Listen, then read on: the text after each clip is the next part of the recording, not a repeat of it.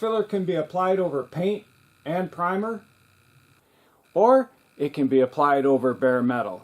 Today, I'm going to explain why and when you would do each. When the dent is small and easy to fix, it's best to just DA sand or prep the area with some 120 grit, spread the filler, cheese grate any excess, and block it straight with 80 or 120 grit on a small block or a DA. When you're finished blocking, you can go ahead and prime it. When the dent is large, more complex, and you're concerned about getting it straight fast and efficiently, you'll want to apply the filler over bare metal. The main reason for going to bare metal is that when you're sanding large filler areas, you want to use 36 grit or 40, because 36 grit and 40 grit cut straight and fast. You don't want to use fine grit and then have it just ride over the highs and lows. When we use this 36 grit and get close, we want to be sanding on this bare metal with that 36 grit and not paint. Because if you run into paint with that 36 grit, you're going to leave sand scratches, and those can show up in the final paint job.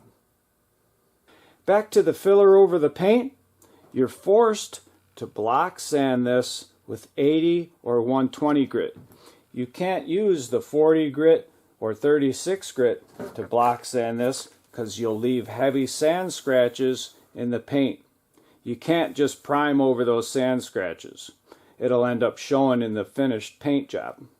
If you go to DA sand those scratches out, it's really tough to get close to your filler without messing it up, trying to DA sand those heavy scratches out.